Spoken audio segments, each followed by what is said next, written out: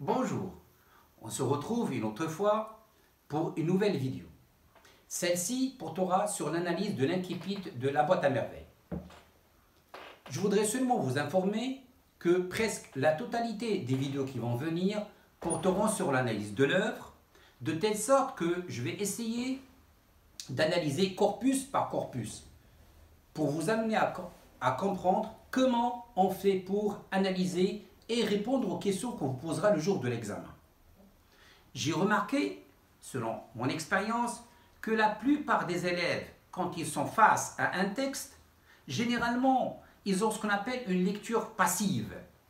C'est-à-dire, ils ne posent pas de questions au texte, alors qu'il est obligatoire d'interroger en dehors des textes qu'on vous donne dans la compréhension. Et ça, c'est primordial. Les textes, c'est simple. Les questions qu'on pose aux textes sont vraiment simples.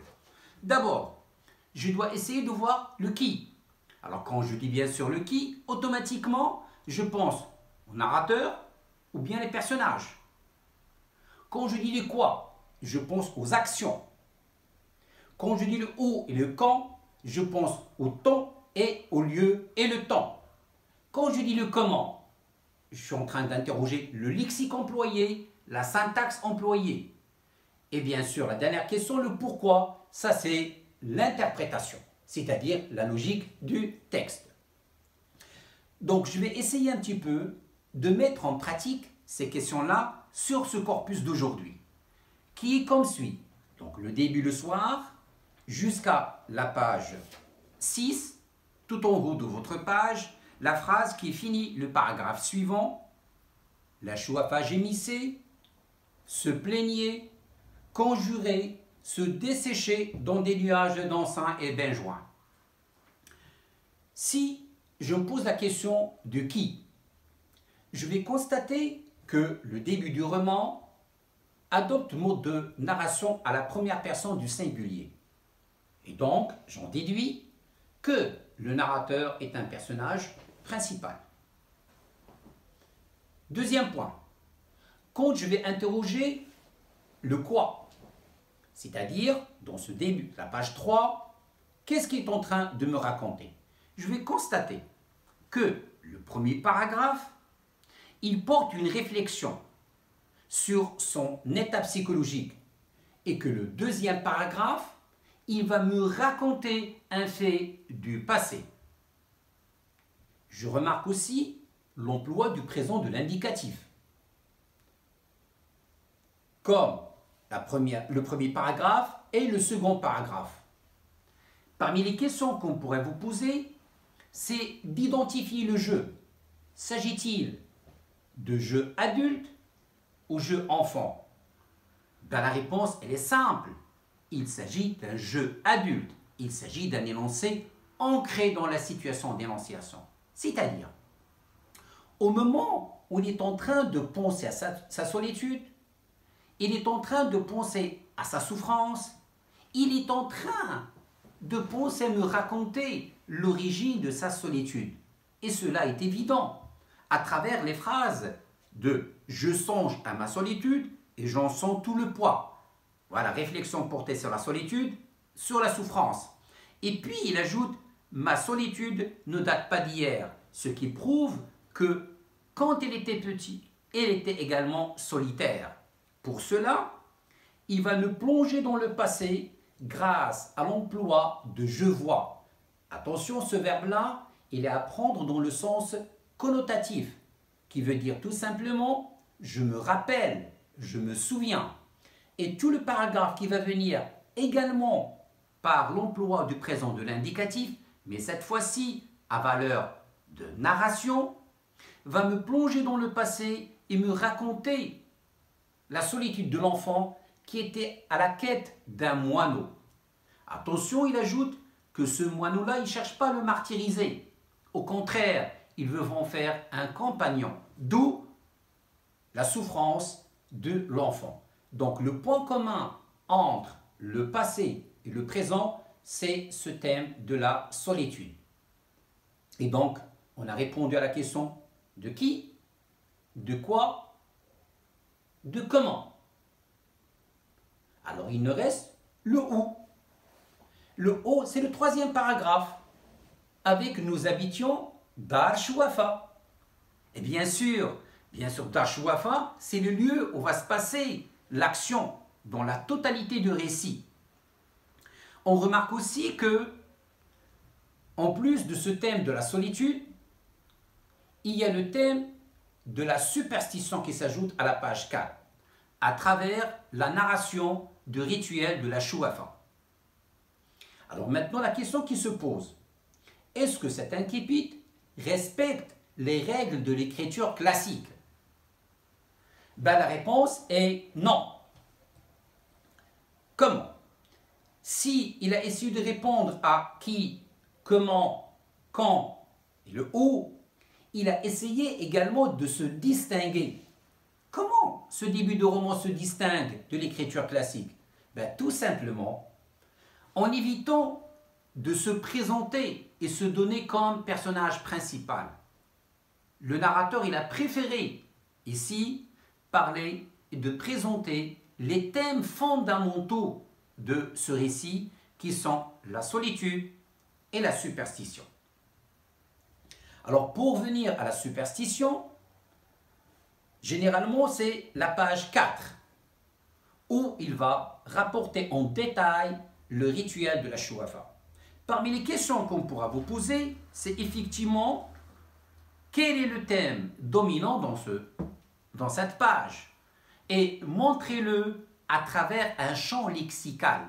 Qu'est-ce que ça veut dire un champ lexical? Tout simplement un ensemble de lexiques qui renvoie à l'idée de la superstition. Alors vous trouvez voyante, sorcière, genoune, etc. Donc ce récit de rituel, il est rapporté en fonction de deux perceptions. Nous avons la perception de la vue et la perception de lui. Alors cela prouve que cet événement est un témoignage, c'est-à-dire que le personnage est un témoin oculaire. Il a vu de ses propres yeux. Et pour cela, on peut relever toujours en recourant au lexique, on peut relever le verbe distinguer, on peut relever silhouette et on peut relever les couleurs des cafetans et des finas habillés rouge et puis jaune, flamboyant. Pour ce qui est de lui, c'est-à-dire la perception auditive, vous avez entendre, vous avez teinter et vous avez des youyou. Mais ces perceptions-là, si elles se conjuguent entre elles, c'est pour créer une atmosphère mystérieuse.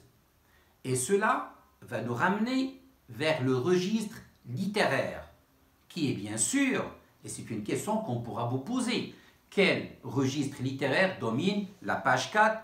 Ce sera tout simplement le fantastique. Attention à ne pas confondre avec le merveilleux, parce que dans le fantastique, c'est un événement d'ailleurs que nous rapporte le narrateur et dont il n'est pas sûr, il est incertain. D'où l'emploi de la fumée, l'emploi de distinguer, l'emploi de silhouette, c'est-à-dire il n'est pas sûr de bien voir. De plus, généralement le fantastique génère le sentiment de la peur. Et effectivement, à la fin de la page 4, il va parler un peu de la peur. Toutefois, le narrateur, il ne va pas rater la Shuafa, car vers la fin de la page 5, il va exprimer un paragraphe à connotation satirique. La satire veut dire critique en cherchant à se moquer. Il nous informe que la Shuafa vit ce qu'on appelle des saisons mortes, c'est-à-dire il n'y a plus de clientes qui arrivent. Et puis, par une phrase, je dirais d'ordre ironique, il a dit bizarrement, d'ailleurs il utilise l'adverbe brusquement, les femmes cessent de venir consulter la voyante comme quoi ils ne s'intéressent plus au filtre d'amour ni à leur santé. Bizarrement, c'est-à-dire pendant cette période-là, tout cesse. Et qu'est-ce qu'elle fait la Shuafa? La Shuafa, tout simplement, elle est en train de s'occuper de sa santé. Mais malheureusement, la science qu'il possède n'arrive pas à guérir. Et c'est à ce niveau-là qu'on peut parler un petit peu de l'ironie et de le sarcasme. Donc, une fois qu'il va finir avec le rituel de la Chouafa et avec sa sorcellerie, il va passer à présenter les personnages d'Al-Chouafa. Alors bien sûr, il va commencer par le rez-de-chaussée, qui est occupé par Tante Kenza, qui est locataire principal. Puis, nous aurons le premier étage, Fatma Rahma, son mari Idriss Al-Ouad, et leur fille Zineb, d'ailleurs qui déteste. Et on va voir qu'à travers tout le récit, il y a toujours un conflit entre Zineb et Sidi Mohammed. Le deuxième étage, elle est occupée par la famille du narrateur, Fatma Bziouia et son mari, Ella le jardinier. Ce qu'il faut souligner dans ce début de roman, et c'est ça ce qui est, je dirais, subtil dans l'écriture d'Ahmed Sfraoui, c'est que même en respectant les règles classiques de l'écriture, il cherche à se distinguer des romans classiques, vu qu'il n'a pas cherché à se mettre en scène et à se présenter comme le jeu. Parce que jusqu'à présent, on ne sait pas c'est qui ce jeu, à part que c'est un enfant. Il faut attendre les pages à venir pour que je sache qu'il avait 6 ans, qu'il était, que sa mère, que son père, et vous allez faire attention qu'il faut attendre la page 35 pour connaître le nom de ce narrateur, de ce petit enfant qui s'appelle Sidi Mohammed. Et on reviendra sur cela dans une autre vidéo. Donc, pour conclure, je dirais, parmi les questions qu'on pourra vous poser sur ce début de roman, d'abord, d'identifier le jeu. S'agit-il d'un jeu adulte ou bien enfant? Et donc, je dirais que dans le premier paragraphe, il s'agit d'un narrateur adulte, ce qui me permet de dire qu'il s'agit d'un énoncé ancré et que le présent de l'indicatif employé est un présent d'énonciation, alors que celui du deuxième paragraphe est un présent de narration, et que par la suite, il va présenter le lieu à travers Al-Chouafa, où il va profiter pour me présenter le thème de la superstition, le deuxième thème, en plus de celui de la solitude. Je veux tout simplement m'arrêter sur ces deux thèmes et insister que ce sont des thèmes fondamentaux dans le récit. D'ailleurs, on va les aborder à travers des travaux de la production écrite. Pour ce qui est spécialement du thème de la solitude, c'est un thème transversal qu'on va trouver également dans Le Dernier Jour d'un condamné et dans Antigone.